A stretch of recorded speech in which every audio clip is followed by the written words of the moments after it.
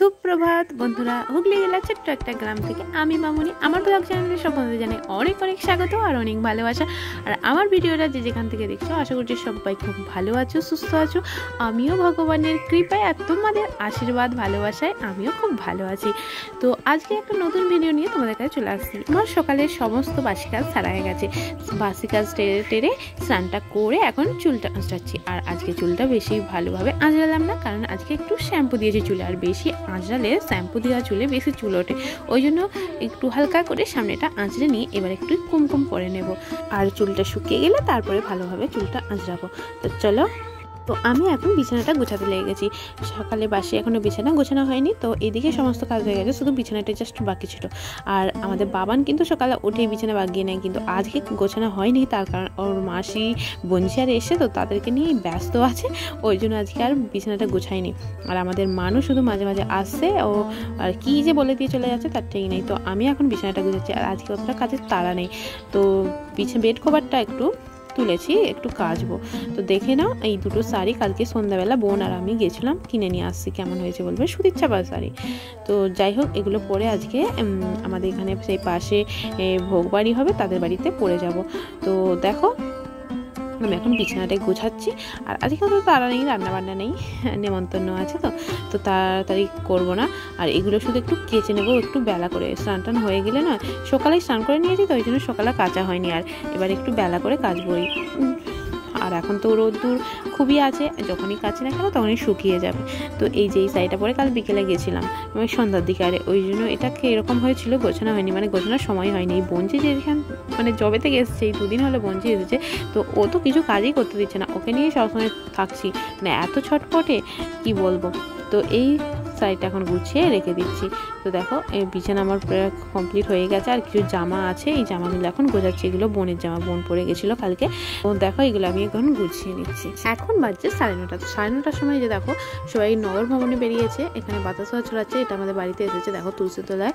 আর আমি দিইনি, কারণ পায়ে জল দিতে হয়, গৌরনিতাইয়ের পায়ে জল দিতে হয়, তো আমি দিইনি, মা দিয়েছে। দেখো,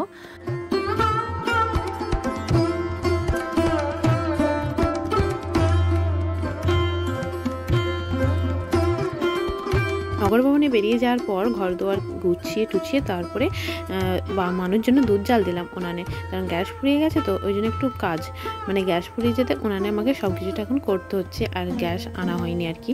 তো আর দুধটা জাল দিয়ে রেখেই আবার সেই বেড কভার আর মানে বালিশের ওয়ার এগুলো সব আমি এখন কাচতে বসেছি।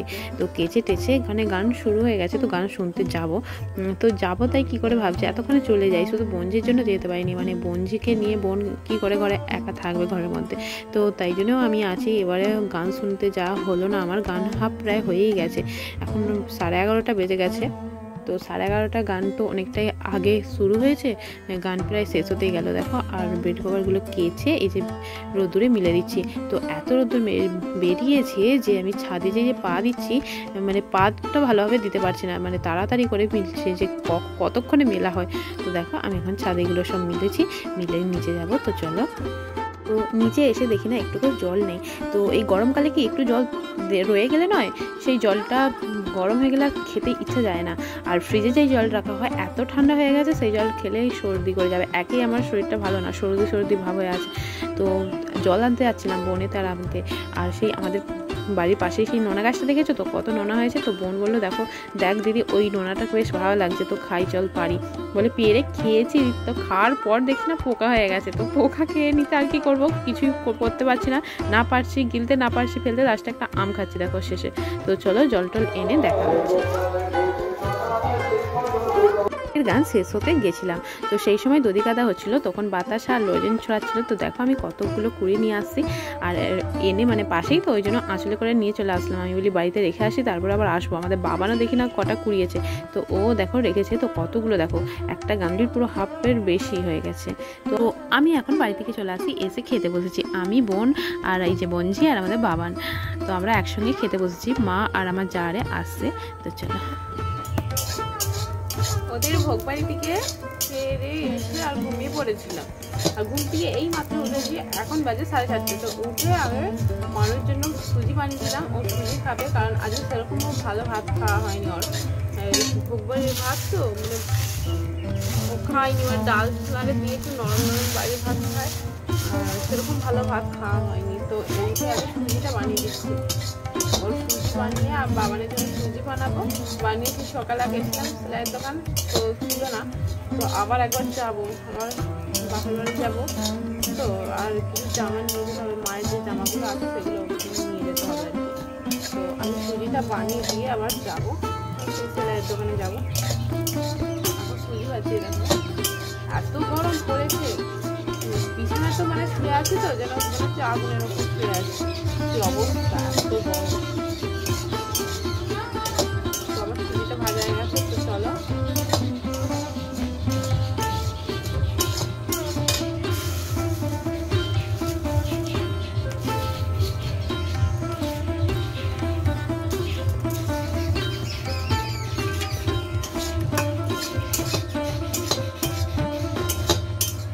এখন সন্ধ্যাবেলা, আর সন্ধ্যাবেলায় যে আমার বোনজি কেমন করছে দেখো, বিছানায় শুশু করেছে, করে ওর মা ফেলছে দেখেছে, দেখে ও সেই ওরমভাবে ফেলতে যাচ্ছে, এখন আবার পায়ে করে ফেলছে।